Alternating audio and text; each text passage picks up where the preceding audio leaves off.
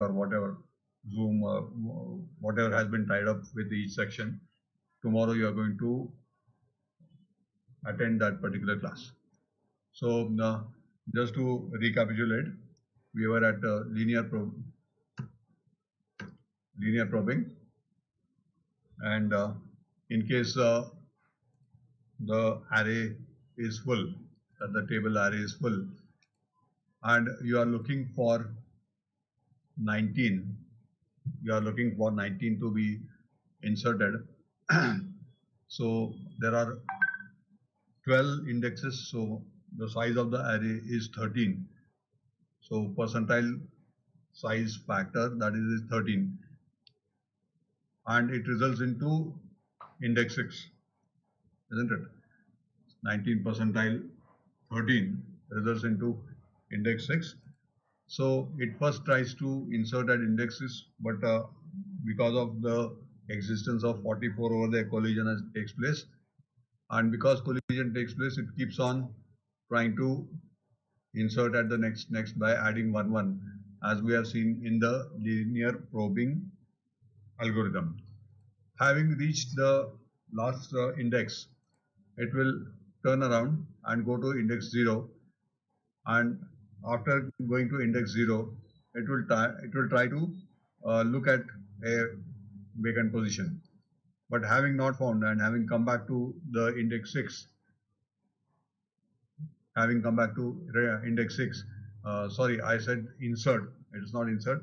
Having come back to index 6, it will identify that, or it will conclude that the key 19 is not found, and because it is not found, it is going to return not found, right? So it is the doubt will be when you are adding one integer 1 to the hash code index, then what will happen if the hash code comes to the end of the array, right? It will turn around and go to index 0 till the time it comes back to the same index number. We were at that. Today we are going to see the delete issue. Now assume that number 44 is deleted. Assume that the 44 index, the key value at 44, which is an index 6, is deleted. So if 44 is deleted, we have a blank here.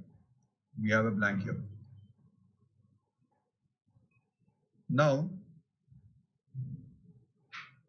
if 31 is deleted, what is going to happen? 31 percentile 13 comes to 5.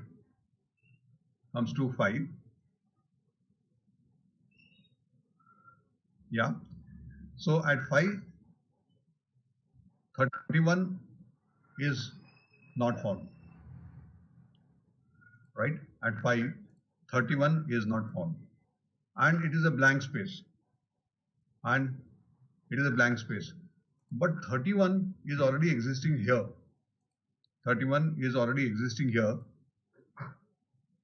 So the problem will come that as per the algorithm, it will say that 31 does not exist in the hash table. So this could be one particular issue. If we continue to go by only deletion. Deletion means what? We have deleted 44 and kept silent over there. If we do that, and next time if the user wants the same key which is already existing, and because of the blank, you may get wrong results. So insert algorithm should reuse deleted slot when possible. So what is the alternative? So the alternative is that wherever the key which you delete, instead of leaving it blank, you need to give some kind of a code like deleted, as you are seeing it over here, right? You need to give some message called as deleted or -1 or some minus negative number which is unlikely to be given by the user, right? So simply delete by deleting the key at that particular location is not going to resolve the issue. You have to write a string called as deleted at that location, so that in the code, if you find that if this particular message is there, then it should continue to search for that particular key. And if the key is not found, then insert at that particular location. So this to resolve the deletion problem, the algorithm resolves the problem of finding desired value, but with time, hash table will become clogged with deleted messages, which badly affects the performance, right? So several times and in the table you will find n number of places where there is a deleted, right? So this may affect the particular, say, performance of your table. So in short, the linear probing, the hash function may change as shown as, for example, some hash value, percentile, hash table size. This is a general kind of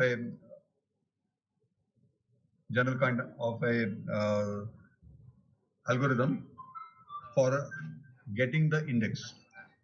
If the value is found, at that particular location, then what we do, we add 1 to it and again try to percentile it by the size.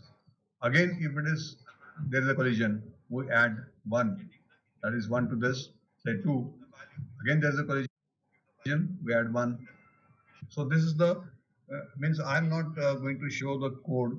I'm not going to discuss the code, but I'm leaving it to you to write the code with this kind of an algorithm, right? If there is a collision, you have to increase the index value by 1, right? So for linear probing, the hash function may change as shown. For example, you have first inserted 10, right? And the size of my array is 10. So the percentile factor is 10. So you are going, next element which I want to insert, is say 70. So 70 percentile 10 results into 10. Results into 0. So when it results into 0, it is likely to come here, right? But already 10 is there. The key value 10 is already there. So what you have to do, you have to increment this index by 1, come here and push 70 at this particular location. That's what this algorithm is there. So when the collision occurs, you have to go here, add 1, go increment it by 1, go here, and if you find that there is no collision, then insert at that particular location. So starting from whatever index has come, you are slowly and gradually going in the forward direction, right? When you do this, the problem will be, it will result into primary clustering. Yes, student, Ajay, anything? Any doubt?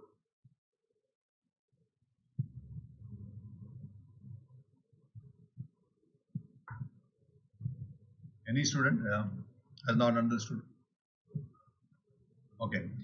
So when you are doing this, when you are trying to write this algorithm, you cannot rule out the possibility that every key value is resulting into the same index number.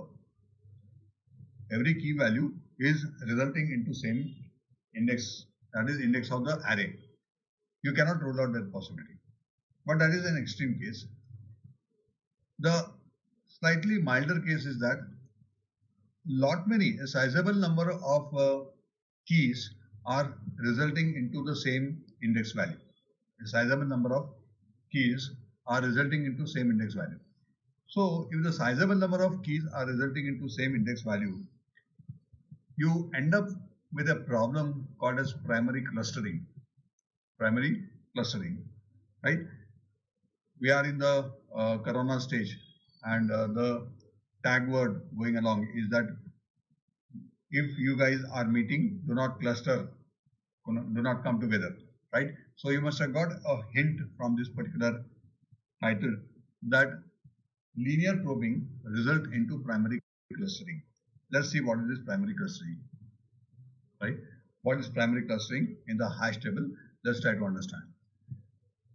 Now the first key which has come is say 18, and the size of the table is a 3. So 18 percentile 3 result into 5, right? So at 5 I am pushing 18. At 5 I am pushing 18. Okay. Next key which has come is say 44. Sorry, by mistake I have put 3. It should be 13. Let me correct it here itself.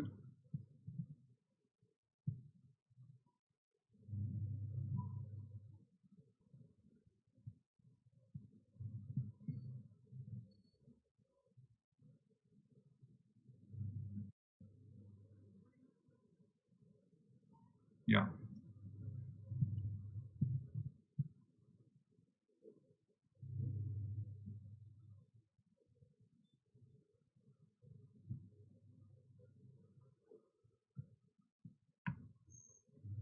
Right. So 18 percentile 13 is 5. So we have pushed 18 here. Next key has come 44. Again percentile 13. We have come to 5. So what we have done? We have incremented this 5, index 5 by 1, and if having found it vacant, we push it here. Then we got 57 percentile 3, right? 57 4s are 52 plus 5 is 57. So again we have come here. We have incremented it by 6. Incremented 6. At 6 we found 44. We incremented to 7, and at 7 there was a vacant place. So we pushed 57 here. Right? Say again we got 31. Right? So 31 percentile 13. Right? So 13 to the 26 plus 5. So we got index 5. We incremented 44. We again incremented, found 57. So we incremented, if it is vacant, we pushed it here. We pushed it here. So this is what I was incrementing. 5 incremented to 6, 6 incremented to 7, 7 incremented to 8. Now we got say 22, and since it is not resulting into 5, but index value is 9, so there was a vacant place, so we pushed it over there. The next thing we got is 70, right? And 70 percentile 13, right? 13 5 is 65 plus 5 is 17. So we started from here, pushed it, collision, pushed it, collision, pushed it, collision, pushed it, collision, and then pushed it. There was a vacant, so we pushed 70. We pushed 70, right? So the primary clustering is going to result. This is an example of primary clustering. What do you mean by this primary clustering? The primary clustering is a tendency for the collision resolution scheme, such as linear probing, to create long run of filled slots near the hash position key.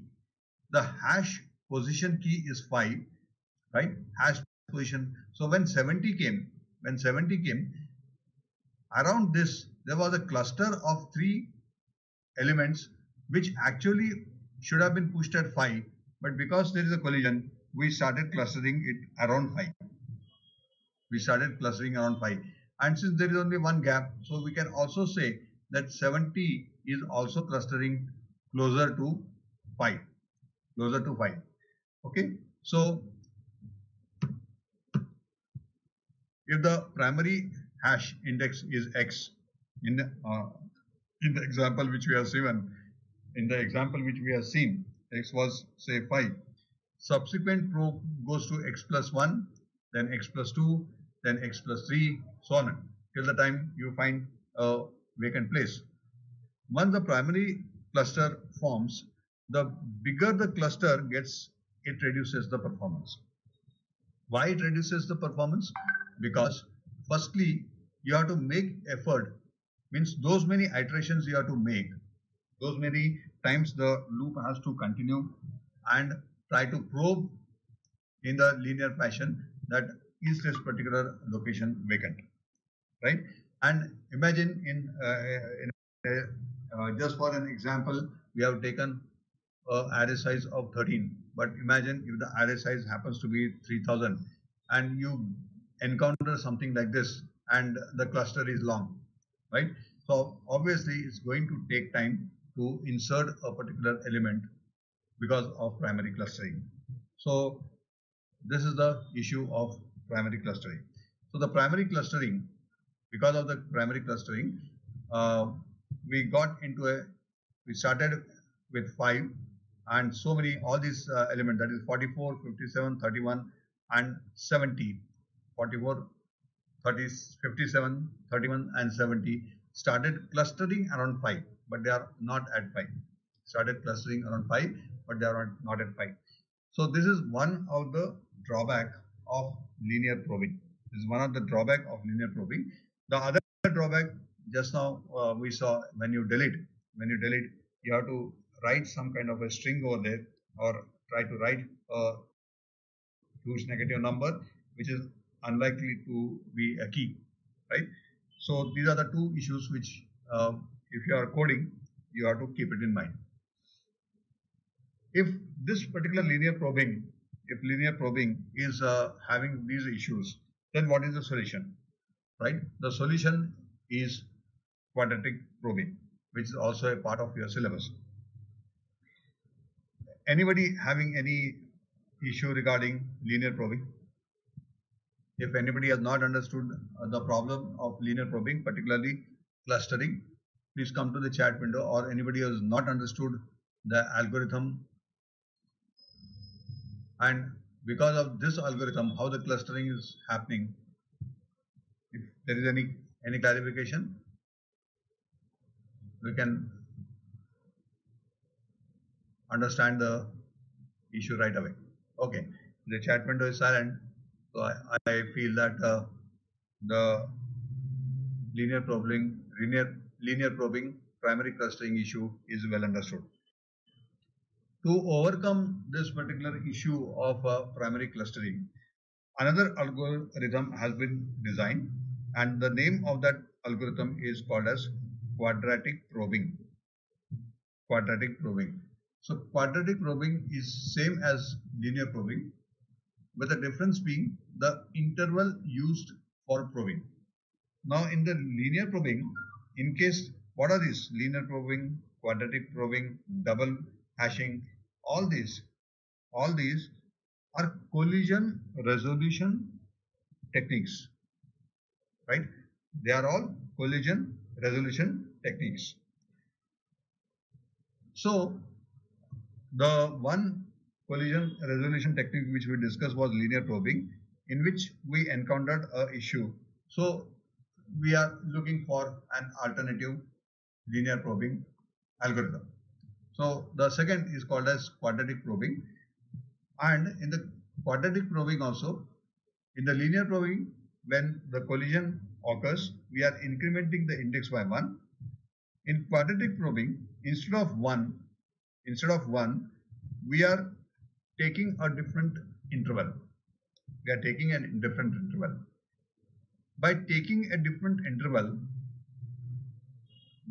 what is the advantage Can somebody visualize what could be the advantage of increasing the interval?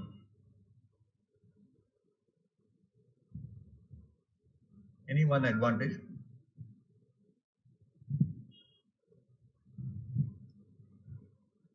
Yeah, yeah, good. Clustering means there are two types of clustering. One is called primary cluster. Yeah, Rohan, very good. There are two types of clustering. One is the primary clustering, what we have seen in the linear probing, and second is the secondary probing, which I will talk about in a little while from now. So instead of saying clustering, more appropriate, as Rohan is trying to say, is the primary clustering issue will reduce. Primary clustering issue will reduce, if not completely removed, but definitely it will reduce. As the name suggests, this technique uses non-linear or quadratic distance to occupy slots when a collision occurs, right? As I told you earlier also, that whether it is linear probing or quadratic probing, they are collision resolution techniques, right?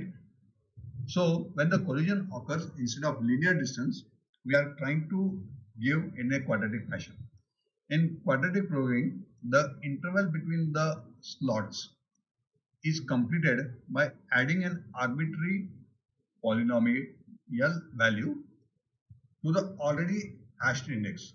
If the hashed index comes to be 5, then we add to this 5 some other value depending on the polynomial. So let us start that. Let hash x, we are passing x as the key, and the hash is some function, to the slot index computed using the hash function, right? So if the hash x percentile s, what is the s? S obviously is the size of the array. S obviously is the size of the array or the table. At that particular hash index, right? If it is full, then we try what? Hash x plus 1 square percentile s, right? If it is 5, 5 plus 1 square. Of course, 1 square you may say, so what is 1 square? 1 square is 1 itself, right? To start with, right? So, if at 1 square also means, suppose hash x has resulted into 5, right? Hash x percentile s has resulted into 5. We tried at 6. At 6 also, unfortunately, collision has occurred, right? Then what we do? We go to 2 but square it. But we go to 2 as we had done in the linear probing case. In linear probing, we just added 1 plus 1. We kept on adding 1 to the previous value. Here also we are adding 1, but the bigger difference is we are squaring it. 2 square, right? So the distance has increased. Again, unfortunately, if the collision has occurred at hash x plus 4 percentile s, then what we do? 3 square, right?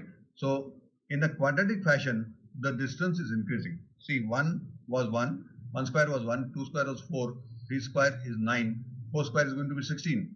So as the number increases, the distance from the primary value, which is say 5, is going to be increasing and increasing further. So this is the technique of avoiding the primary clustering. With this technique, we try to avoid the primary clustering. So this technique reduces the primary clustering to a significant extent. It reduces the primary clustering to a significant extent, right? Are you in agreement? Because see, because of that polynomial of 1 square plus 2, 1 square or 2 square or 3 square and 4 square in a quadratic fashion, we are distancing from the actual index value, right? So, but again, it is not devoid of any issues, right? As in the linear probing was resulting into primary clustering, quadratic probing will result into secondary clustering. Now, what is secondary clustering? Any guesses?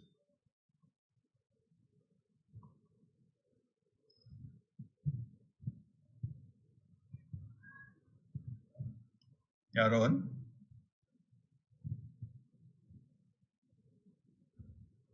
Primary clustering was absolutely in the vicinity. Primary clustering was absolutely in the vicinity of the actual index value. And secondary clustering, as we have seen the logic, yeah. So plus x plus 1 plus x plus 4 plus x plus 19, x plus 9, x plus 16, so on and so forth, right? So, yeah, Rohan, somewhere you are very much closer. Assume that the size of the array is 7 and we got 50. So, 50 percentile 7 resulting into 1, we have pushed 50 here. Okay. Now, we got 85. We got 85. 85 percentile 7. It should have resulted into 1. Should have resulted into 1. So because already 50 is there, so we did 1 square, right? So 2. So we have pushed 85 here, right? We have pushed 85 here. Now suppose the next is 92, right? So 92 percentile 7 resulted into 1.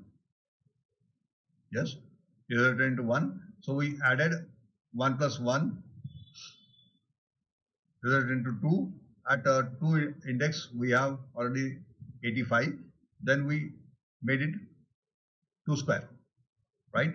So it went to 5, right? So at 5 we pushed 92. At 5 we pushed 92.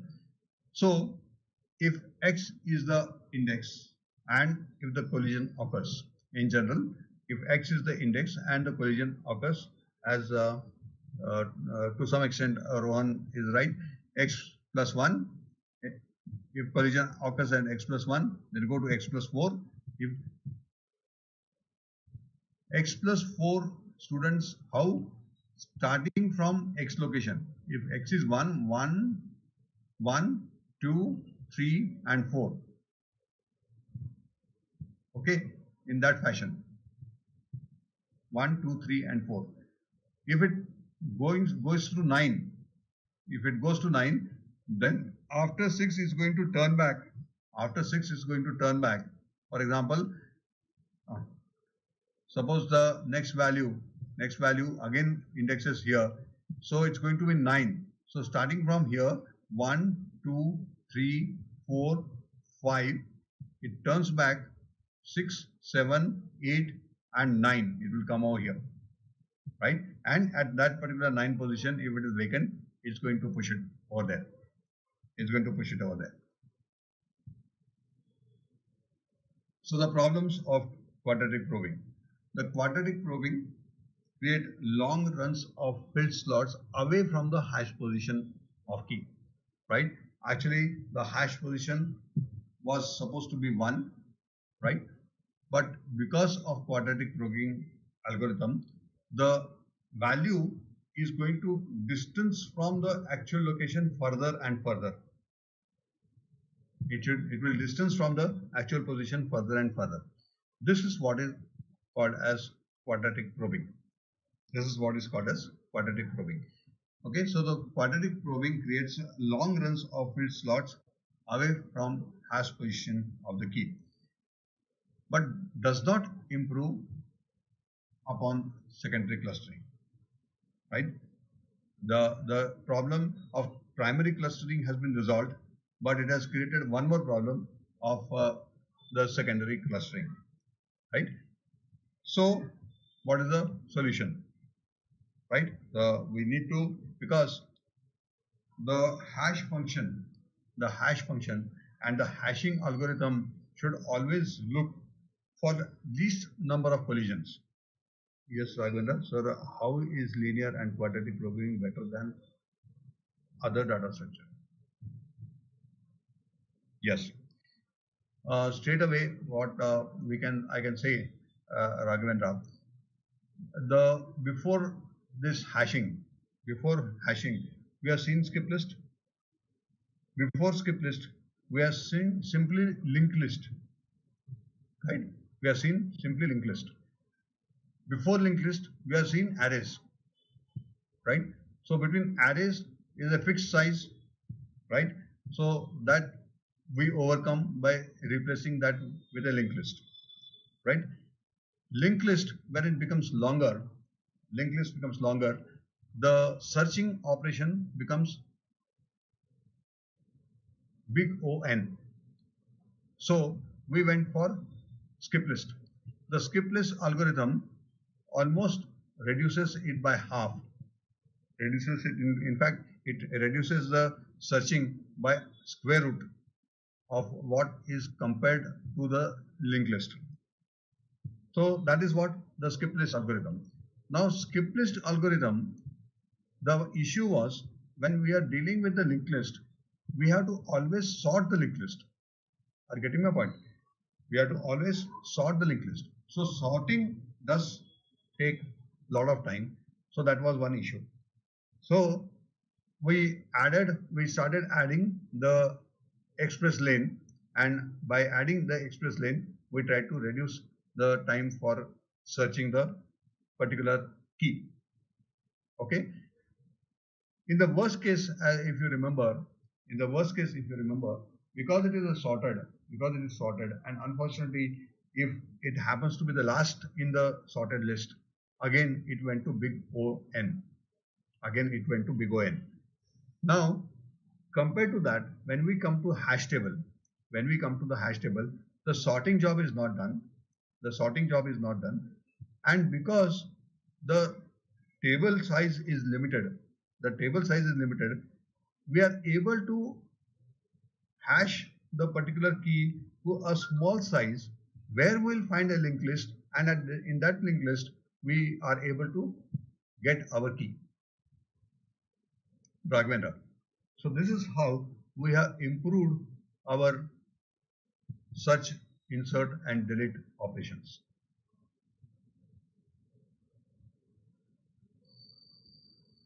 Okay. So still we are not happy because we have, by quadratic probing algorithm, we have overcome the primary key clustering, but it has resulted into another problem of secondary clustering. So in quadratic probing, clusters are formed along the path of probing instead of around the home location. What is the home location? Home means, suppose the primary value is coming to index 5. 5 is supposed to be the home, right? The key is supposed to be located at index 5. So that is my home. In primary clustering, around the home, that is around 5, most of my elements are getting clustered, right? In quadratic probing, clusters are formed along the path of probing instead of around the home location, but away from the home location. So these clusters are called secondary clusters, which are away from the home location. Secondary clusters are formed as a result of using the same pattern in probing by all keys. What is the same pattern? The pattern is same. Suppose the collision occurs, first 1 square, then 2 square, then 3 square. The pattern is same. So we should look for something which breaks this pattern, right? Because if the same kind of a key comes, because of the pattern, the distance between the home location is going to increase further and further. I hope I am trying to make you clear. Because the pattern is same, and unfortunately the same keys, for example, in the last case we saw 50, then 85 came, then 92 came, right? So if the same keys come, the secondary clustering is not getting overcome. You are removed from the primary clustering, but we have got into a problem of secondary clustering. So one problem is solved, but it has resulted into another problem. So this particular pattern should be broken, right? Somehow we should write an algorithm which will break the pattern. So if two keys have the same home location, their probe sequence are going to be same, right? As I told you, 50, 85, 92, the probe pattern is going to be same. But the only thing which we have overcome, that it is not as bad as primary clustering in the linear probing. It is not as bad, but it is definitely having some issue. So secondary probing, as I was telling you, because the pattern is same, suppose the home location is 7, right? And the collision occurs. So what we do, because the collision has occurred, we moved by 1, that is 1 square actually, but 1 square is 1 itself, so we move to the next location, right? Again, the next index has come. Unfortunately, it has come to index 7, increased by 1, already occupied, so increased by 4, and we push it here, right? The next item has come. It resulted, the home location resulted at 7, increased by 1 collision, increased by 4 collision, so we increase it by 9, right? So the pattern is going to be same, right? Pattern being same, the secondary probing possibility is there in the quaternary probing. All right. So one more technique has been designed, and it is called as double hashing. Double hashing. What is hashing? You know that hashing is a function. I mean, you give it to a function and you bring it.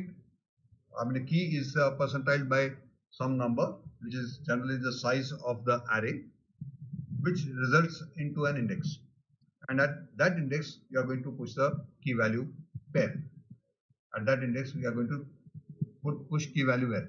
Now we are saying double hashing, right? What do you double hashing? Does the name give some kind of a hint? Double hashing. Yeah, some students are trying. Guess it. Double hashing. Hashing 2 times, but not with the same pattern. Hashing 2 times, good, Rohan. We are hashing it 2 times, but we are not doing it with the same pattern. And we are going to hash it second time only when the collision occurs. 2 indices. Yes, good. Yes, Bhavana. But we are not going to hash the same pattern, means not the same kind of a pattern 2 times, right? But in different patterns. So in quadratic probing, we cannot store all keys in the hash table. Yes, Akashdeep, this also is one issue. So I was trying to handle this issue a little later, but since you have asked the question, in brief, I'm going to tell you, this is the limitation. This is the limitation of this open hashing. There is a limitation of, instead of separate chaining, in the open hashing there is a limitation that it is quite possible, as Akash Deep is saying, that some of the keys may not find a location in the table. Some of the keys may not find a location in the table, right? That is a limitation. So there is a way to overcome this. Akash Deep, I'll handle your question in detail a little later. Can you hold for some time?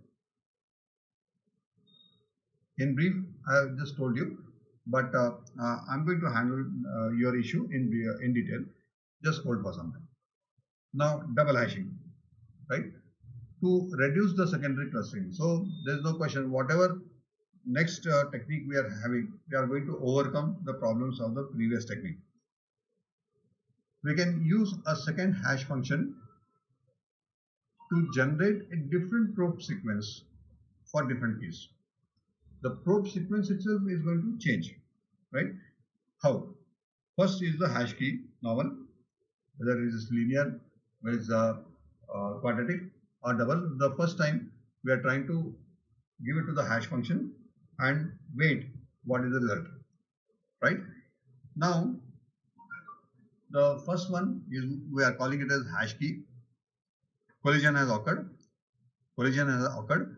Then, as in the linear probing, we are adding it 1, and then we are having one more hash function which I am calling it as hash2, to which the key is given, right? And then it is percentile by the size. Unfortunately, suppose the collision occurs again, right? So this 1 is incremented to 2 as in the linear probing, and the secondary function is going to happen, and then we are personalizing to m. Similarly, 3 into hash 2 by m, right? So hash 2 is called the secondary hash function. So hash 1 is the normal as we have seen in linear case or the quadratic case, and hash 2 is called as secondary function. Therefore, I am saying hash and suffixing it by 2.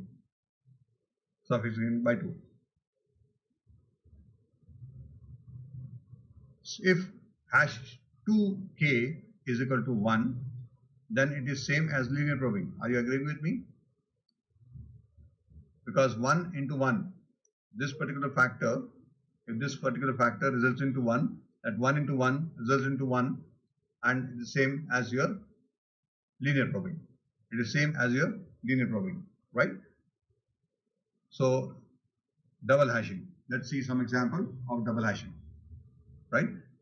We are hashing 14, 18 is inserted. Already 14 and 18, these two elements are already there in the table. Right? Now we are wanting to hash 21. Right? Insert 21. So first thing, hash 21. Percentile 7. That is what? 0. So hash 2 percentile 21. So this hash 2 function I am dealing with. The hash 2 function, instead of dividing it by 7, I am dividing it by 5.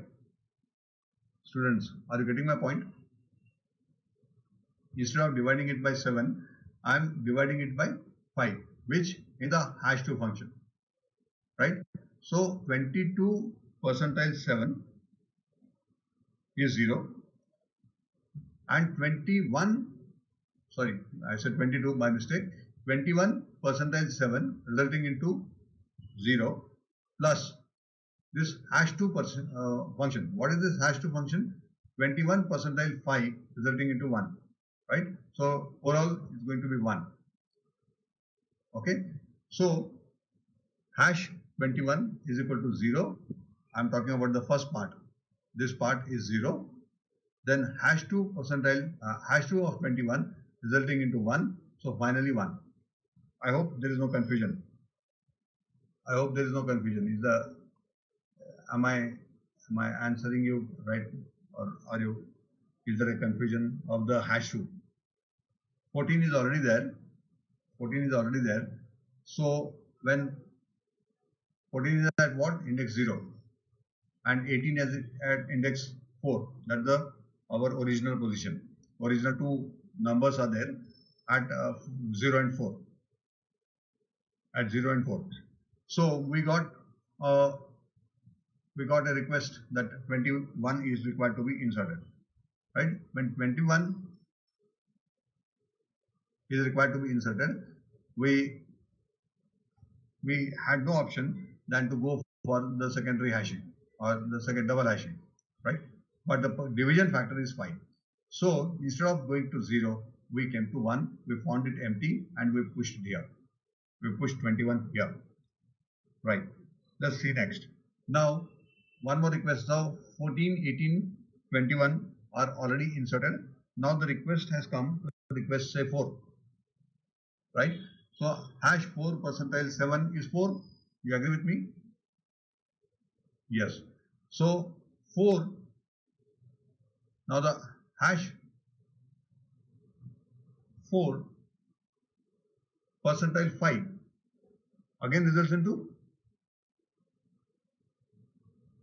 4, right? So what has happened? We first hashed it to 4 collision occurred because 18 was already there. So 4 percentile 5 we did, and again 4. So 4 plus 4, 8. Now how do we go to this 8? Because the highest value is 6. The highest value is 6. So from here 8. Sorry, yeah. It resulted into 4. First 4. 1, 2, 3, 4. Collision. Right? Again 4. 1, 2, 3, 4. And there is no collision. Are you getting my point? Once again, now the previous state is 14, 21, 18. We got a request of inserting 4. Right? 4 percentile 7 resulted into 4. I came to 4. There was a collision. So I went for the second hashing. 4 percentile 5. So 4. That is 4 plus 4. We added 8. Right? So from here 1, 2, 3, 4, 5, 6, 7, 8. And that's how we pushed 8 here. 4 here. Am I clear? Or Rohan, other than Rohan, I mean, anybody who is not clear, anybody is not clear can come to the chat window.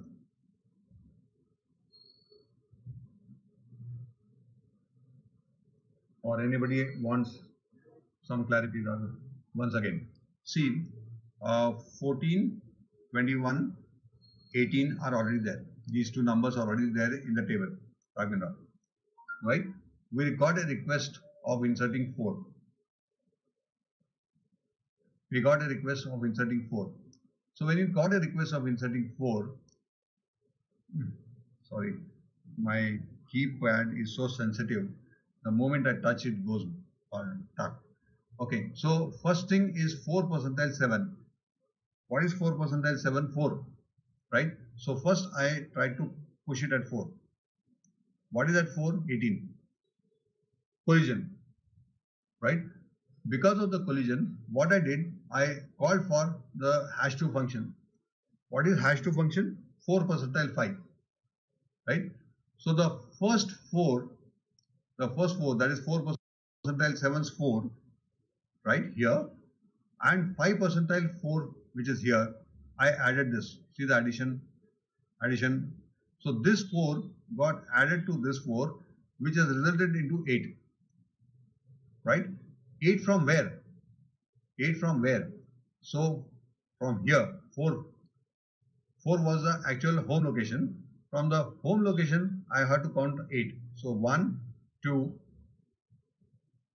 my God, 3, 4, 5, 6, 7, and 8. And at 8, I pushed 4. Raghavendra.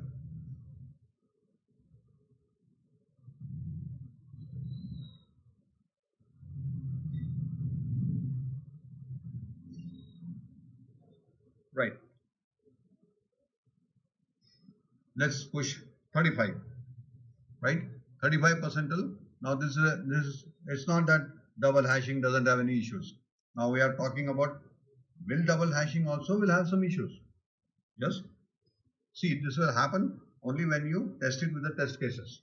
Therefore, your seniors, some of the seniors, there's a kind of a feeling that when you guys go for the interviews, right, they will give you an offer that's, friend, you are a little low in the merit, but we want to take you because you are coming to a merit, but number of vacancies are 3 and you are the first in the waiting list, but we want to take you, but we'll put you in testing. Now the general feeling among the students is that this tester is somebody who is a useless fellow, right? Tester is somebody who is a useless fellow, but it's not so. Actually, tester is someone who is going to validate the code written by all the coders, right? He's going to validate the code written by all the coders. Means what? He's working on multiple projects. He's trying to give such test cases or create such test cases which will identify in case there are errors in your coding, right? So I would suggest that do not ridicule this particular position of a tester. It is as important. In fact, it is more important. For example, in the kitchen also, suppose your mom is making some recipe. Your mom is an expert cook, right? Your mom is an expert cook, right? But every day after she cooks, she puts little bit in maybe in a spoon, and she tries to test it, right? So if an expert cook like your mom also requires to do some testing, obviously your coders also require testing. Okay, that's slightly beside the point. The main issue or the main crux is that why is it 5? Can't it be something else? Yes, Bhavana. Why it is 5 and why it can be something else? For that also, the general kind of an algorithm is like this. Generally, the division, that is the first I said that the percentile factor in the first hashing is the size of an array. Correct? You have been seeing all the examples. As per the size of the array, that is the first hashing percentile factor. Okay. This generally, the general idea of that is that it should be somewhere, it should be prime number. It should be preferably a prime number. If it can't be a prime number, it should be very close to a prime number, right? So again, this conclusion has come of long kind of a research that if it is a prime number, then the possibility of collision in the hash function is less, right? But hash function is less, but we have ended up in the other problems like primary clustering and secondary clustering. So for the second particular hash function, the sum of the two should be very close to another prime number. For example, 7 and 5 resulting into 12. That 12 is very close to another prime number called as 13. That's why we put it as 5.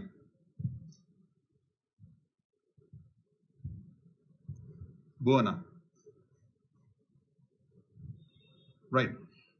So now let us see whether we are getting some issue with the double hashing also. Is the double hashing problem free? Absolutely. Let us see that. Now we wanted to insert say 35. So first thing 35 percentile 7 resulted into what? 0. Right. So we went for the second hash. 35 percentile 5 again 0. Right. 35 percentile 5 again 0. So what has happened? So 0 plus 0 again 0. So what we have come to a situation, we are something caught into an endless loop like here only. But here there is a collision. Is it resolving collision? It's resolving collision. So it is not that double hashing will not be devoid of any issues. But that doesn't mean that, okay, so drop also double hashing. There is a different answer. This is not acceptable, isn't it? I mean, rejecting that particular key is not acceptable. So secondary hash key must not be 0, right? So you can always write a logic that in case it is 0, do something else. Do something else. Okay. What is that? That you have to think as per the application which you are handling. What? Instead of what it comes to 0, then what you should do? You should think of something else. So there is always a kind of a way out in case you encounter a problem, right?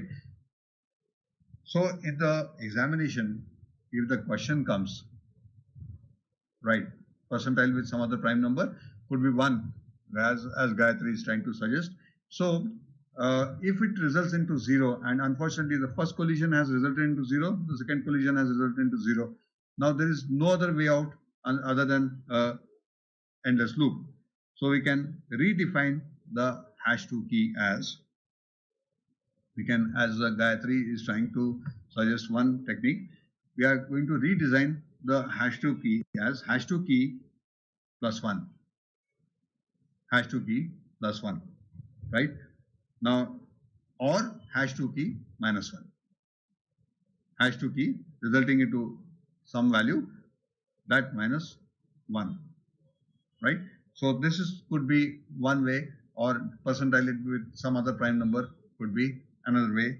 So you have to find out some way out in case you are encountering into a 0 as a value, right? So having seen the linear, quadratic and double, so good collision resolution method. This could be your examination question. Now he may not directly ask explain the linear probing, right? If the question is, if it's a long question, it's an essay question that explains linear collision, you are not going to just define linear collision and sit tight. You are expected to give examples. You are expected to give the issues connected with the delete. You are expected to also explain the issue regarding primary clustering, right? So all these things you are expected to answer. You have to put it in your answer. Now the good collision resolution method is the one which minimizes clustering, right? So obviously out of the three, the double hashing is the one which is going to minimize. Always find an empty slot if it exists, right? Always find an empty slot if it exists. Give different probe sequences when two keys collide. What is that sequence? If you follow the same pattern as in quadratic probing, of course in quadratic probing you have eliminated primary clustering, but the pattern is being same. It's going to solve one problem and create one other problem, right? Avoid primary clustering and no secondary clustering. How? Double hashing. So if a question comes like discuss the best collision resolution method, then you are expected to give primary clustering issues, linear clustering problem, secondary quadratic clustering, linear probing problem,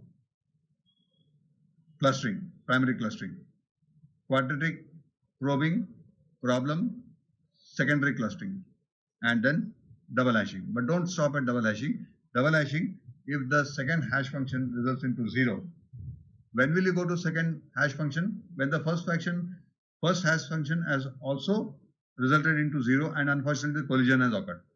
And if the second hash function also results into collision, results into 0, obviously the collision is going to continue, right?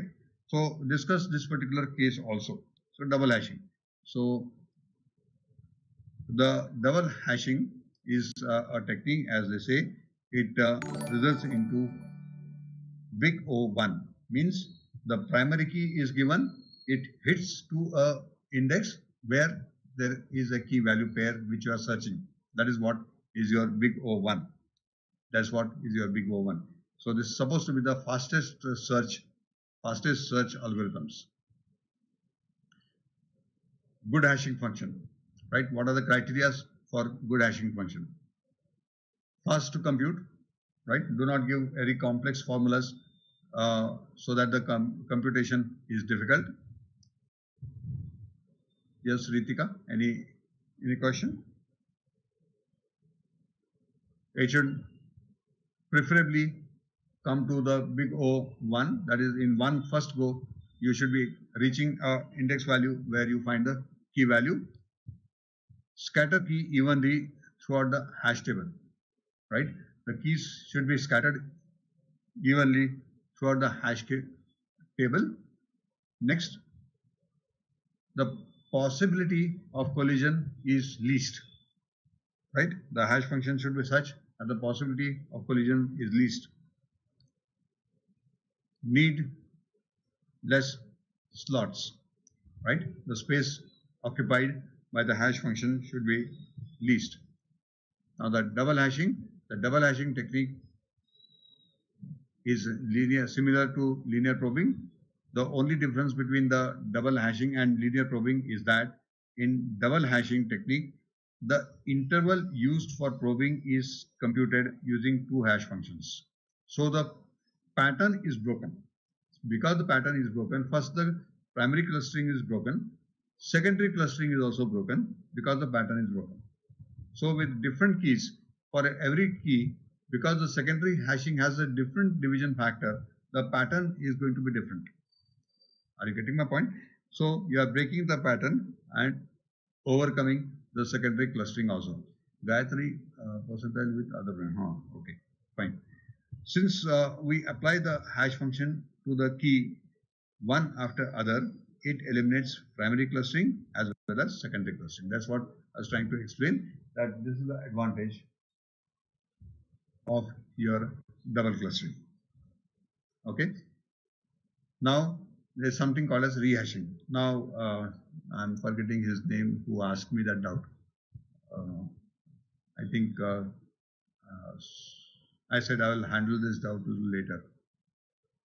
That is it possible that the key may not find a place in the table? Somebody was asking me. I said I will handle that.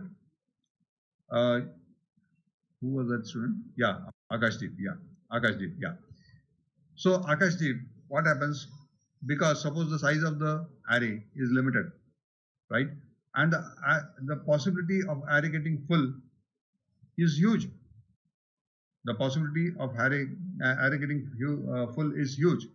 And as you have seen in the earlier examples, that there is no place in the array, so you cannot afford to say that, sorry, the key doesn't have a place, so get lost, I will not store you.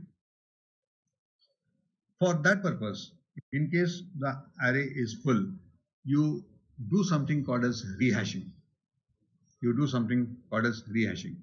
So when we should go for rehashing? When the tables is getting full, right?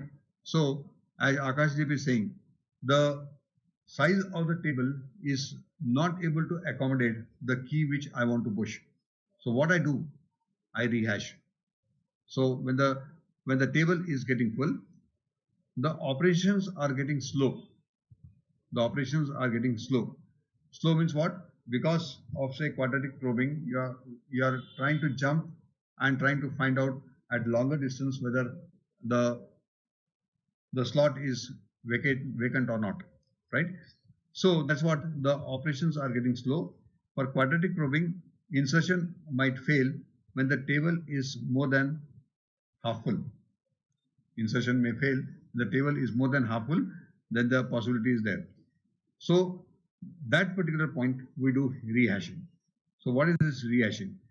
Building another table with twice as big compared to the earlier size of the table. Akashdeep, since we have encountered a situation wherein all the slots are full, so we double the size of the hash table. Now doubling the size of the hash table will result into what? Suppose the size was 13 and I doubled it to 26. So suitably, what I should modify?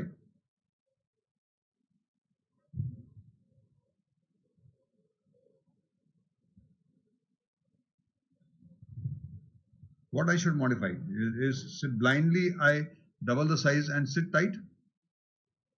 Hash function, very good. Yes, Bhavana, hash function, hashing value, correct. Yes, Desai, hash function. It may not be as simple as twice the index size, Gayatri, because hashing function not necessarily becomes double. Because what the division factor was 13, now the division factor is going to become 26. Are you getting my point? So if 13 is resulting into 5, 26 need not make it 10. Okay, so the division factor is changing, therefore the hash function has changed, right? So when we do rehash, building another table,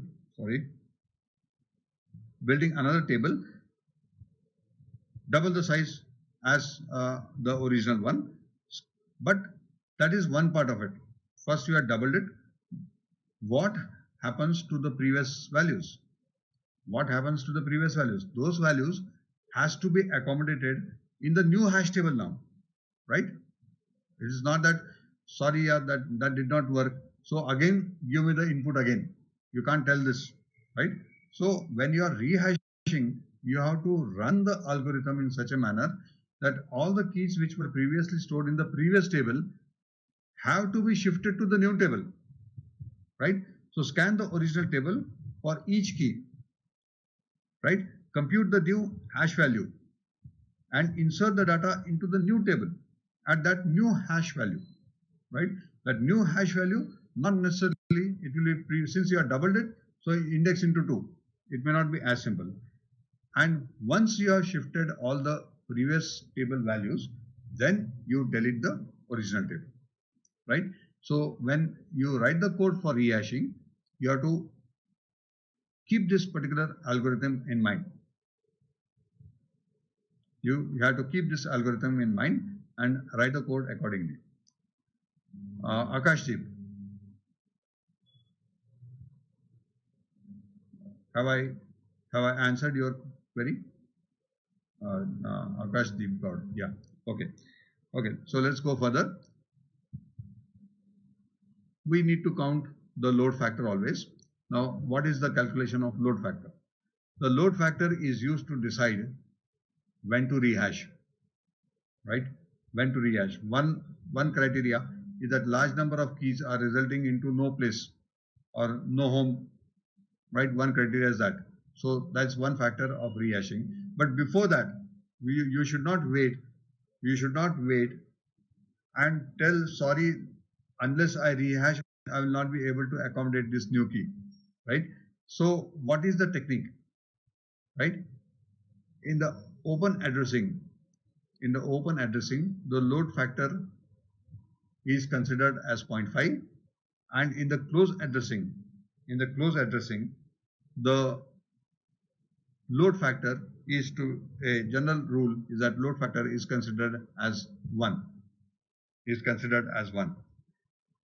Now, like some student has asked, sir, when we shifted from skip list to hash table, has this data structure helped us, or just because it is a part of the syllabus we are trying to learn this, right? Application of the hash table is definitely there, right? And because the data now, as I keep on saying, that fortunately all of you, all your generations, boys and girls, what I'm talking about, you are born in an era where there is a knowledge explosion. In the sense, what you ask one query on Google, there are hundreds of sites where you can find the hints or the information, right? So when the possibility has exploded so much, the searching also has to be equally fast. So we are jumping from the previous technique to the new technique because of the requirement. It is not that the syllabus has been created just to increase the complexity or the difficulty level. No, there is an application, and that application will see verification of the password. Every day, lakhs of people, they create a Google email account, right? Now, as you are seeing in the Corona case, 15 days ago, it used to be somewhere in thousands, 10,000, 15,000. Now, last 15 days, it has jumped to almost a lakh, right? So similarly, verification of the password is usually done by using cryptographic hash function, right? When the password is entered, the system calculates the hash of the password and is then sent to the server for verification. On the server, the hash value of the original password are stored, right? Lakhs and lakhs or billions and billions of people are part of your Gmail, right? And you enter the password, you press the submit, and your Gmail account opens, right? From billions, how come it has so fast? It has come to your password, right? This because from billions, because of the hash function, I'm indexing it to a limited, say 1000, maybe 1000, an array of just 1000. From billions, I am able to bring it down to 1000, and at 1000 it is easy for me to go to your particular password, right? So that is the whole one of the application of your hash function. Let's see the second, message digest. This is yet another application where the cryptographic or hashing function is being used. Third, compiler operation, right? I think in the next year you have something like compiler design. So compiler operation. When the compiler compiles a program, the keywords for programming language are stored differently from the other identifiers, right? Therefore, I keep on saying, or every language faculty keeps on saying, whenever you are giving the variable name, avoid keyword, avoid variable name as keyword, because when the keyword is given, every keyword has got a special meaning in the compiler, right? So the compiler has to understand. Suppose that fortunately you are learning C, but other languages which may have more and more keywords. C has got only 32 keywords, right? So that may look small, but some other languages may have huge number of keywords. So these keywords, when they are given, they hash into a particular table where the meaning of this keyword is defined. The meaning of the keyword is defined. For example, again, all I'm sure your batch has studied Python when you are writing in the first semester or the second semester, right? Though it's not part of your syllabus, but we taught you Python. And Python, it comprises of huge number of library functions, right? Sorting. In C, you do not have a function to sort uh, a number, indexes, or an array. But in Python, you have a ready-made kind of a function. You call that function, pass the base address of an array, and it sorts that particular array, right? But when you are giving the name of the function, it should go to an appropriate location where the function is defined. It is not the magic that the function is there, therefore it will execute. You have to go to that particular location, and there the definition of the function is there. The parameters are passed. That function is going to get executed there, and result are shown you on the screen, right? So the compiler operation also, this hashing will be of immense help. Next, the compiler uses a hash table for sorting these keywords, right? Then database indexing. Huge databases are there. So from that huge database, you are expected to find out the value which is already there or which is not there. So hash table are used for database indexing and disk-based data structure. Disk-based data structure. So these are all the applications of the hash table. So you are not studying just because it is part of the syllabus. We are teaching you so that when you join the software companies, you should be able to use these techniques, right? When you are learning arrays, your knowledge of searching was limited to arrays only. Your knowledge of searching was limited to arrays, and arrays, you know the limitation. Then we graduated you to linked list. Then from linked list we have increased your vision to other techniques, right? So let us compare what chaining, that is, and open addressing.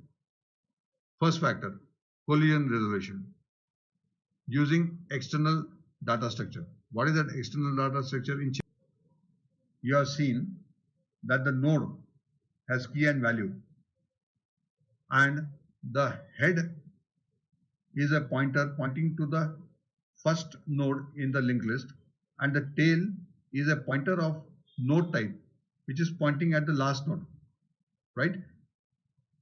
But the head stores the base address of the first node, but that first node location also has other elements like key, value, and next. Are you getting my point? The key, value, next are not part of your head. It is just the base address of the head node, right? So the pointer, 3 pointers are getting wasted. Not 3 pointers, key is getting wasted, value is getting wasted, and pointer next is getting wasted. That's what I'm trying to say, that in the chaining, pointer size, overhead per entry are getting wasted, right? That much memory space is getting wasted. And since in open addressing, there is nothing like linked list, so there is no question of any overhead. Performance, right? Directly proportional to the size of the nodes. It's directly proportional to the size of the nodes, and in the hashing case, it's the load factor divided by 1 minus load factor. Load factor divided by 1 minus load factor. Allowed to store more items than hash table. In the chaining, yes. Why? Why in chaining it is yes? Because chaining is linked list. Very good, Bhavana. Correct. Rohan, Desai. Yes, linked list. And the linked list doesn't have any limitation. Whereas you're in the open addressing, it cannot happen. Just now, Akash Deep had put that question. So we need to do something like rehashing and double the size and look for and cross our fingers that double rehashing is not required again, right? But that problem is not there in the chaining case because of the linked list. Dynamically, I can use create a node and add it. Hash function requirement, right? In the chaining case, it's a uniform distribution, whereas uniform distribution should avoid clustering. You have to go for first uniform distribution, but large number of uniform distribution, if they are resulting into clustering, that is primary and secondary, then you should go for double hashing. Handle removals, right? Removals are okay. Linked list, if I remove it, no issues, right? The linked list will readjust and realign, and the pointers to the next node are adjusted easily. Whereas in the open hashing, we have to have some technique. If at all we delete an element, we have to replace at that particular location deleted keyword. Implementation, simple. In the case of open chaining, those who are comfortable with linked list, they can simply keep on adding it. Correct implementation of open addressing based hash table is quite tricky, right? Because double hashing, all these techniques are tricky. Location of storing key value. In separate chaining, key values can be stored outside of the table using separate linked list. Whereas in open addressing, the key value should be stored inside the table. Outside in the sense, by hashing, you are coming to an index. I'm talking about separate chaining. By hashing function, you are coming to an index, and that index, there is one linked list. In that linked list, you have to go and look for your key value pair. Whereas in open addressing, the hash table results into an index. At that index, you are storing both key and values. There is nothing like a linked list over there. Directly, values are stored over there. relation between number of elements in the table versus the size of the table.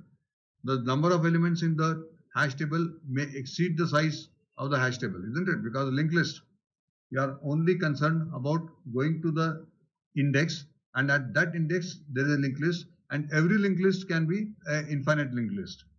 Whereas in the open hashing, it is not so.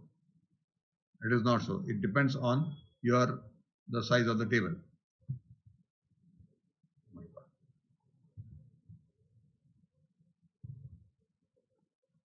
Space occupied. Since a separate linked list is maintained for each location, the space taken is large. Same table, space taken is lesser, agreed.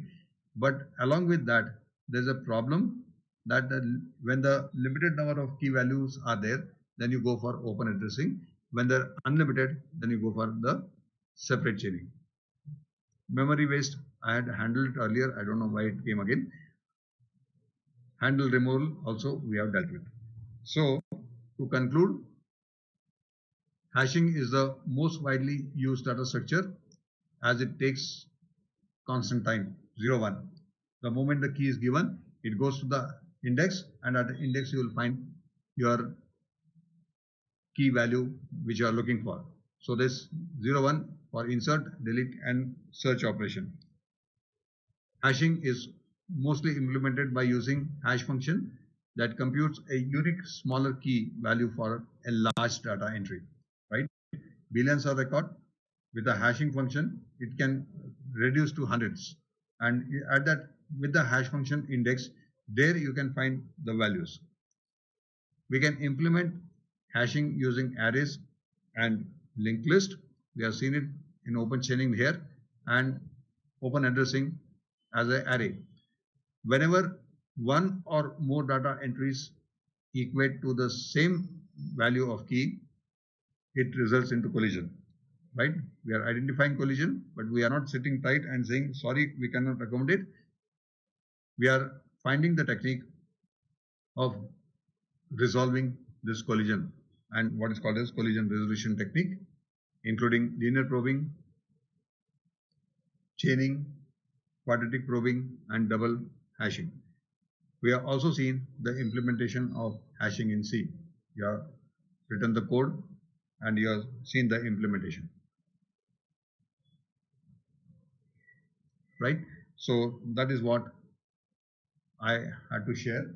So tomorrow, students, you are going to have your class. You are definitely going to have your class conducted by your faculty members. So whatever your faculty members have advised, please log in at 1 o'clock at that particular location. So with that, we conclude to the unit 2.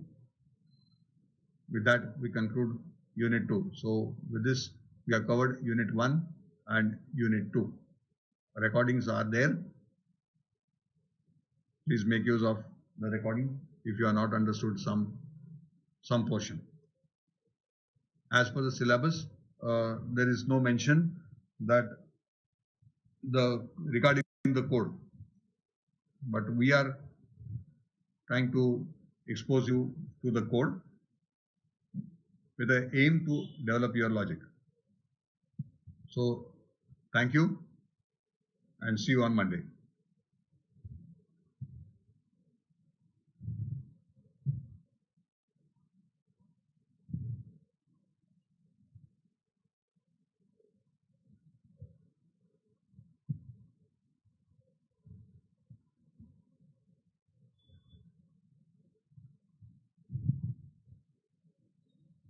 I'm not activating the quiz because it's already time, more than 2:30. So I'm not activating the quiz now.